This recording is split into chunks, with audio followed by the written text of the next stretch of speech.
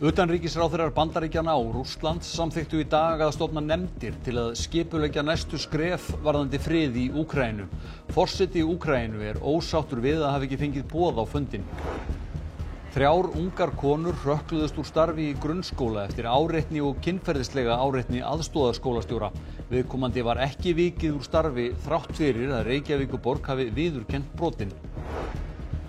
Framkvæmdastjóri Samtaka atvinnulífsins segir engin gögn sýna óeðlilega launalækkun ræstingafólks en sum fyrirtæki hafi sagt upp yfirborgunum. Forsætisráðherra segist taka þessi mál alvarlega. Byrjað að taka niður hús eða rífa í Grindavík. Vísindamenn segja vaxandi líkur á eldgosi innan nokkurra daga eða vikna á sömu slóðum og áður á Reykjanesskaga. Skiptar skoðanir hvort gallabuxur eigi heima í þingsal. Þingmaður segir sjálfsagt að klæðast öðru ef það varðar þjóðarhag.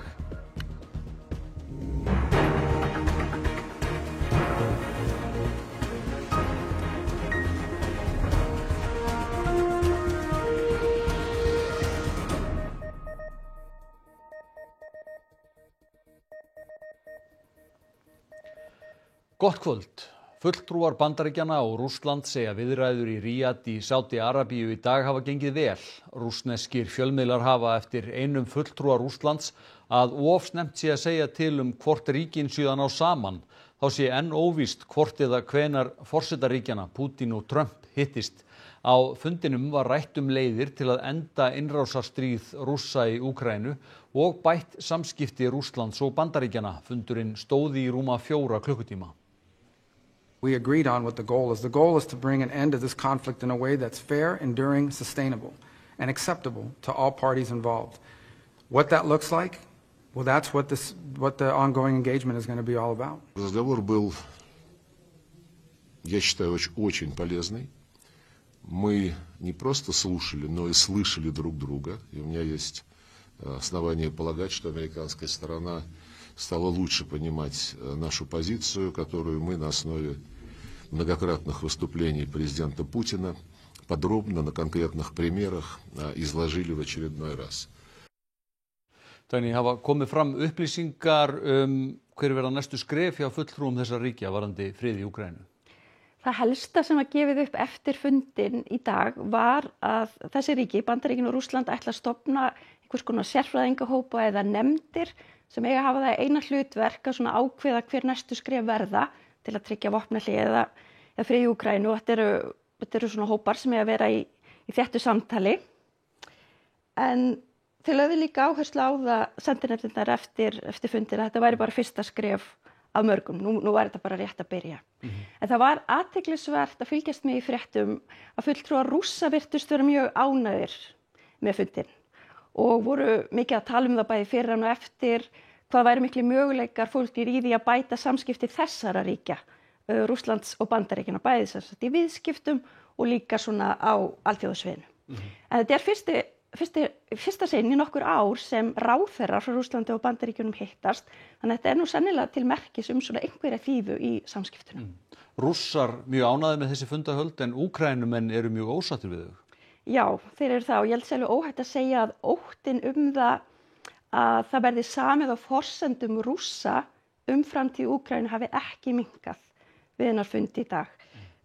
Volodymyr, Bandaríkin, þau eru nýbúin að lýsa því yfir að Úkraína gangi ekki í NATO og það líkar stjórnvöldum í Rússlandi vel að heyra. Og Volodymyr Zelenský, Úkraínuforseti, hann ætlaði að fara til Sádi-Arabíu á morgun og ræða við stjórnvöld þar. Hann ákvað að fresta því í nokkra vikur út af þessu. En hann var í Tyrklandi í dag og ræddi þar við Tyrklandsforseta og við skulum sjá brot af blaðamannafundinum þeirra. Російсько-американську зустріч в Саудівській Аравії. Для нас це було сюрпризом, я думаю, так, як і для багатьох. Так, ми із медіа про це побачили, цю інформацію отримали. І я не знаю, хто там буде залишатися, а хто буде їхати, хто куди збирається. Чесно кажучи, мені не все одно, щоб партнери про нас щось зайве подумали. Það að verða breytingar á stöðu varnarmála í Evrópu. Danir að bæta töluvert í framlög til varnarmála. Já, þeir ætla að bæta í 50 50 milljarða danskra króna. Það bárust fréttir af því í dag og forsætisráðherra landsins búin að boða fulltrúa allra stjórnmálaflokka á sinn fund á morgun til að ræða þessi auknu framlög. Og danski fjölmiðillinn Berlingske, hann áætlar að ef þetta verður, þá verji Danir það bil 3% af þjóðarframleiðslunni sinni til varnarmála. En við ræddum þessi mál í dag við utanríkisráðherra Íslands eftir ríkisstjórnarfund og hún sagði að Ísland þyrfti að taka þátt í því að þétta raðirnar með Evrópuríkjum. Friður í Úkraínu nátengdur öryggi Evrópu. Það fer saman. Þess vegna þurfa bæði Úkraína og Evrópa að vera sæti við borðið. Ef það kemur eitthvað jákvætt út úr þessu þá það bara frábært. En varalegur friður, réttlátur friður í Úkraínu verður ekki án Úkraínu og verður ekki án Evrópu. Við skulum bara vera með þá raunveruleika tengingu í lagi. Þannig að það mikill þungi. Núna segi ég og ég segi líka að það fagnaðarefni að Evrópuríkin, þau að stíga upp. Máttu við gera það fyrr? Já, þau máttu gera það fyrir, en þau að gera það og það markvisst ekki bara Evrópusambandið, heldur líka önnur ríki sem eru utan þess sem að ætla að leggja sitt af mörkum til að ná langþráðum frið í Úkraínu. Aðstoðar skólastjóri í grunnskóla hélt starfi sínu þrátt fyrir að Reykjavíkurborg hefði staðfest kynferðisbrot gagnvart 3 ungum starfskonum skólans. Lögmaður hjá BHM furðar sig á að borgin hafi ekki kært brotin til lögreglu. Reykjavíkurborg staðfesti í ítarlegu könnunarferli að 3 starfskonur í grunnskóla borgarinnar hefðu ýmist orðið fyrir áreitni eða kynferðislegri áreitni af hálfu aðstoðar skólastjóra skólans. Ég fekk bara þú varst kynferðislega áreitt, þetta þitt eintak af niðurstöðunum, gangi vel. Stéttarfélög kvennanna eru öll mjög gagnrýnin á meðferð borgarinnar á málinu. Og svo bara snýri yfirmann aftur til starfa. Þetta umfangsmikið og þetta eru ítrekkuð brot. Ég hef margoft spurt mig af hverju og hvernig borgin komst að þeirri niðurstöðu að til dæmis að kæra máli ekki til lögreglu. Borgin sjálf búin að rannsaka ásakanir, búin að komast að þeirri niðurstöðu að þarna hafi yfirmaður brotið kynferðislega á undirmönnum sínum. Nánar fjallað málið í Kveik í kvöld. Forsætisráðherra segir að félagsleg undirboð verði ekki liðin. Hún ætlar að funda með SA og verkalýðshreyfingunni í vikunni kjör ræstingafólks. Framkvæmdastjóri SA segir engin gögn sýna óeðlilegar launalækkanir. Samtök atvinnulífsins hafa fundað stíft með ræstingafyrirtækjum innan samtakanna og verkalýðshreyfingunni vegna fullyrðingum að launalækkanir sem einkum hafi verið raktar til þess að ræstingafólk sem vann samkvæmt tímamaldri ákvæðisvinnu, sem þýðir 20% álag ofan á laun fyrir að ljúka ákveðnum verkefnum innan ákveðins tímaramma, hafi ekki fengið það álag en unnið eftir sem áður samkvæmt því skipulagi. Framkvæmdastjóri SA segir fyrirtæki miður sín vegna umfjöllunarinnar. Hún minnir á að sérstök áhersla hafi verið lögð á ræstingafólk við gerð síðustu samninga og umsamdarhækkanir hafi tekið gildi. Það kemur hins vegar í ljós að það eru tiltekin dæmi það að fyrirtæki hafa verið í hagræðingaverkefnum og slík verkefni fela þá það í sér. Það verið að segja upp ákveðinni yfirborgun. Það auðvitað hundfúlt en þegar maður að fara í gegnum svoleiðis þá auðvitað fylgir því talsverð óánægja. Það hins vegar þýðir ekki það sé verið að gera neitt sem ekki löglegt. Fyrirtækin að fylgja kjarasamningum og greiða samkvæmt því. En ykkur dæmi það að fólk sé að vinna á meiri hraða en eðlilegt telst en sé ekki að fá þetta 20% álag sem sami varum, sé bara strípuðu tímakaupi? Eins og ég segi, það sem við höfum fengið upplýsingar það að það eru fyrirtæki sem hafa verið að yfirborga starfsfólki í ræstingu sem sinnir mjög mikilvægum störfum með því að vera með það í þessari tímamældu ákvæðisvinnu samkvæmt kjarasamningum en þó ekki þannig að vinnufyrirkomulagi sé þannig. Hún útilokar þó ekki að það séu dæmi að hlutirnir séu gerðir öðruvísi en eigi að gera þá, en þá verður það lagað. Engin gögn sýni það þó. Dagar sem líklega stærsta fyrirtæki í greininni sendi frá sig tilkynningu í dag þar sem fram kemur að fyrirtæki sé að færa sig úr tímamaldri ákvæðisvinnu og ráðningarsamningum breytt í samræmi við það. Vinnumarkaðsráðherra sagði í fréttum okkar í gær að hún ætla að taka málið upp á ríkisstjórnarfundi. Við ræddum þetta undir liðnum önnur mál og félags- og húsnæðismála tók þetta mál upp. Nú staðan þannig að ég mun funda með forystufólki Eflingar og Starfsgreinasambandsins núna á föstudaginn og ég ætla líka að hitta forystufólk samtaka atvinnulífsins til að heyra þeirra sjónarmið. Ég tek þessu alvarlega. Við auðvitað viljum alls ekki og viljum taka fyrir alla möguleika á félagslegum undirboðum. Þannig að ég hef látið kanna málið innan stjórnarráðsins og þetta það sem ég að fara með inn á þennan fund og taka samtalið Oddvitar vinstri flokkana í borginni vonast til að ná að kynna stjórnarsáttmála síðar í vikunni. Borgarstjóri segir mikilvægt að mynda meirihluta sem fyrst og hugsanlega hefði Framsókn átt að slíta meirihluta-samstarfinu fyrr.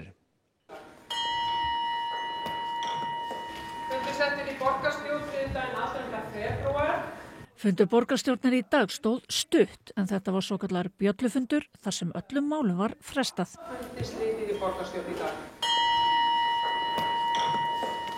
Oddvita Samfylkingarflokks fólksins, Pírata, Vinstri, Grænna og Sósíalistaflokksins hafa haldið áfram viðræðum myndun nýs meirihluta í borgarstjórn og segja að fátt að koma í veg fyrir að nýr meirihluti verði kynntur til leiks innan tíðar. Ég vonast til þess að við náum því fyrir helgina. Það væri mjög ánægilegt ef við myndum ná því. Skipan í embætti eitthvað farið að skýrast? Nei, við erum ekki búin að klára það mál en þetta er auðvitað allt undir núna næstu daga. Á fundinum óskaði borgarstjóri oddvitunum góðs gengis. Hann segir koma óvart hversu langan tíma viðræður taki. Þetta eru flokkar sem hafa verið allir í borgarstjórn, þannig að þau ættu að vera vel inn í málum. En við erum bara að sjá. Það er mikilvægt að hér myndist starfhæfur meirihluti sem allra fyrst. Hvað var langt lið á kjörtímabili þegar sást að þessar breytingar sem ykkur langaði til að framkvæma geta ekki nást í gegn? Það er nú svo sem kannski verið í allt kjörtímabilið eitt og eitt mál sem við höfum svona verið svekkt yfir því að ná ekki í gegn, en það er einfaldlega of mikið í húfi. Þannig að þá var ekkert annað að gera heldur en að sprengja þennan meirihluta og við í Framsókn stöndum saman að því. Hefði átt að taka sig ákvörðun fyrr? Já, hugsanlega.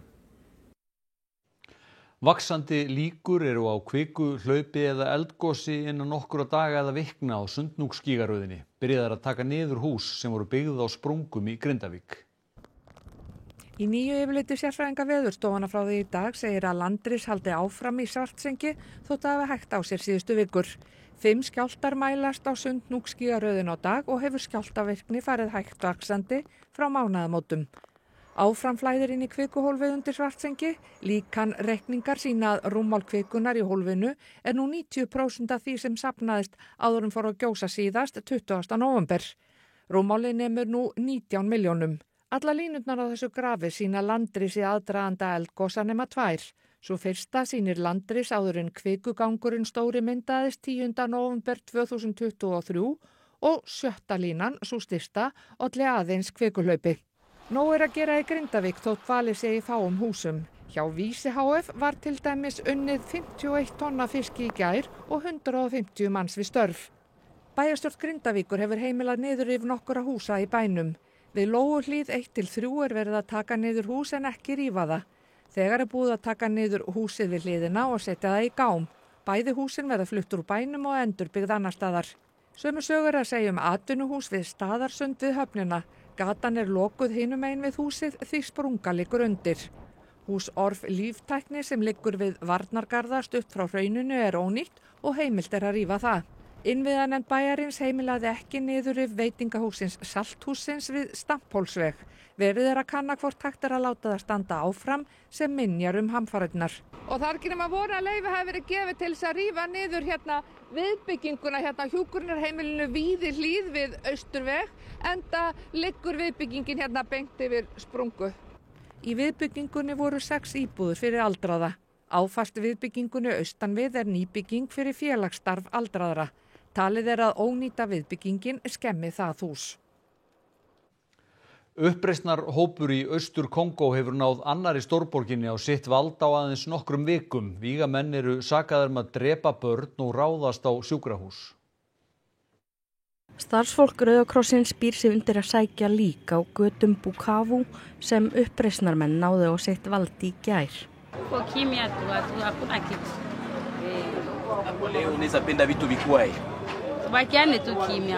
Kongó Kinshasa eða Austur-Kongó er stórt og dreifbýlt. Það er 11. stærsta land heims að flatarmáli og þar búa meir en 111 milljónir.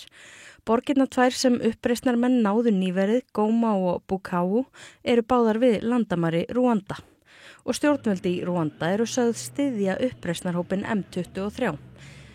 Nafnið er dregið af dagsetningunni 23. mars 2009 þegar skrifað var undir sáttmála milli stjórnvalda og uppreisnarhreyfingu Tutsa. Þegar stjórnvöld voru síðan sökuð að standa ekki við sitt var M23 stofnaður árið 2012 og markmið vígahópsins er að standa vörðum réttindi Tutsa og venda þá gegn hútúum sem margir flúðu frá Rúanda til Austur-Kongó eftir að hafa tekið þátt í þjóðarmorðinu 1994 þar sem 800.000 voru myrt. Átökin má því rekja til þjóðarmorðsins og þau hafa stigmagnast síðustu vikur. Bæði stjórnarherinn og M23 eru sakaðir grimmdarverk. Í dag sökuðu Sameinuðu þjóðirnar vígahópinn að myrða börn og ráðast á sjúkrahús og geymslur með hjálpargögnum. M23 er aðeins einn af yfir 100 vígahópum sem berjast í austurhluta landsins en hann er auðugur af jarðefnum. Í höfuðborginni Kinshasa finnst íbúum alþjóðasamfélagið eiga að gera meira. Nous sommes déjà prêts à quitter l'Occident pour aller chercher d'autres puissances comme les accompagner. Comme la Russie. Comme la Russie par exemple. Je suis congolais, j'ai besoin de l'appui de la Russie. Pourquoi? Parce que l'Occident a démontré ses faiblesses. L'Occident est derrière le Rwanda. Allir komust lífs af þegar flugvél hvolfdi í lendingu á flugvellinum í Toronto í Kanada í gærkvöld. Borð voru 76 farþegar og 4 í áhöfn. 21 var fluttur til aðhlynningar á spítala. 2 eru enn inniliggjandi en eru ekki í lífshættu að því kom fram á fréttamannafundi í dag. Vélin var á vegum bandaríska flugfélagsins Delta og leið frá Minneapolis í Bandaríkjunum. Vélin lenti harkalega á flugbrautinni og svo kviknaði í henni samstundis áður en hún fór á hvolf. Tildrög slissins liggja enn ekki fyrir en Samgöngustofa Kanada hefur hafið rannsókn. It's very early on. It's really important that we do not speculate. What we can say is the runway was dry and there was no crosswind conditions. We will all be supporting the ongoing investigation by the Transportation Safety Board. And as we made our descent and made touchdown, it was just a very forceful event where all of a sudden everything just kind of went sideways. And then next thing I know is kind of a blink and I'm upside down, still strapped in. Everyone on that plane suddenly became very close in terms of how to help one another, how to console one another, and that was powerful. But yeah, there was definite, what now? Who's leading? How do we find ourselves away from this? Klæðaburður pólitískt mál, segir þingmaður Viðreisnar. Athugasemd var gerð við að hann klæddist gallabuxum á þingfundi en engar formlega reglur banna slíkt. Þetta eru sem sagt buxurnar sem umræðir. Jón gerði atvikið að umtalsefni í umræðum störf þingsins í dag og rakti þar málavöxtu. Þingfundur var að hefjast og ég velti fyrir mig á ég hlaupa heim og skipta buxur eða á ég að fara úr þeim. Og ég afréð að ganga rösklega til sætis og setjast og hafa mig ekki til frammi á fundinum. Svo fékk ég á fundinum ávítur frá þingmanni háttvirtri Bryndísi Haraldsdóttur. Og svo rétt sé nú haft eftir þá ávítti forseti ekki háttvirtan þingmann heldur kom með kurteisislegar ábendingar til þingflokksformann. Ég er náttúrulega nýbyrjaður á þingi og ég hef spurst fyrir reglur klæðaburð og mér hefur sagt að það sé í rauninni engar. Í handbók alþingismanna gallabuxna hvergi getið og þar eru engar reglur klæðaburð aðrar en að karla klæðist jakka. Þetta er ekki fyrsta skipti sem klæðaburður þingmanna kemst í hámæli. Til dæmis var Björn Leví Gunnarsson þingmaður Pírata ítrekka gagnrýndur fyrir skóleysi. Þingmenn hafa verið ámyndir fyrir að klæðast lopapeysum. Gallabuxur hafa áður verið til umræða á Alþingi og 2013 mætti þingmaðurinn Elín Hirst í gallabuxum í þingsal og var sent heim til að skipta föt. Hvernig þú klæðir og hvernig þú klæðir ekki getur líka verið mjög stór pólitískt mál. Ætlar að mæta aftur í gallabuxum í þingsal? Já. Ég mun gera það nema umræðan farið þannig að eitthvað fólk geti fært fyrir því sannfærandi rök að það bara trufli einbeitingu þess að það geti ekki hugsað þjóðarhag á meðan ég í gallabuxum. Þetta er ekki dásamlegt. Urður, hvað ætlið þið að bjóða upp á í Kastljósi í kvöld? Það verður mikið rætt Ófriði í Breiðholtsskóla undanfarna viku og bent á úrræðaleysi kennara og starfsfólks skóla hvað varðar agaleysi og ofbeldi nemenda. Við ætlum að ræða þetta í Kastljósi í kvöld en gestur okkar eru Steinn Jóhannsson sem sviðsstjóri skóla- og frístundasviðs Reykjavíkurborgar og Birna Gunnlaugsdóttir sem trúnaðarmaður kennara í Breiðholtsskóla og kennari við skólann. Svo hitti Óðinn Svan Þorgrím Þráinsson og ræddi við hann líðan ungs fólks í dag. Svo í lok þáttar þá ætlum við að vera á allt öðrum nótum en Jón Björgvinsson, fréttaritari, hann ætlar að kynna okkur fyrir nýjum orkugjafa og það í Suður-Frakklandi. Já, áhugaverður Kastljósþáttur framöndan, takk fyrir þetta Urður. Lítum þá til veðurs, austan og suðaustan 8 til 15 metrar á sekúndu en hvassærið syðst fram á nótt, rigning með köflum en hægari og að mestu þurrt fyrir norðan. Suðaustan 5 til 13 á morgun og væta með köflum mest allt land en talsverð rigning suðaustan til. Úrkomu minna suðaustanlands annað kvöld, hiti víða 5 til 10 stig. Óli Þór Árnason, veðurfræðingur, fer nánar yfir horfur næstu daga að loknum íþróttafréttum. Þorkell Gunnar Sigurbjörnsson sér þær í kvöld. Gylfi Þór Sigurðsson gekk í dag í raðir Víkings frá Val. Gylfi vildi losna úr herbúðum Vals. Íslenska karlalandsliðið í körfubolta getur tryggt sér sæti í lokakeppni EM með sigri á Ungverjum á fimmtudag. Við hittum Martin Hermannsson í dag. Og svo það HM í skíðaskotfimi í íþróttum hér eftir fréttir. Helstu atriði frétta. Utanríkisráðherrar Bandaríkjanna og Rússlands samþykktu í dag að stofna nefndir til að skipuleggja næstu skref varðandi frið í Úkraínu. Forseti Úkraínu ósáttur við að hafa ekki fengið boð á fundinn. 3 ungar konur hrökkluðust úr starfi í grunnskóla eftir áreitni og kynferðislega áreitni aðstoðarskólastjóra. Viðkomandi var ekki vikið úr starfi þrátt fyrir að Reykjavíkurborg hefði viðurkennt brotið.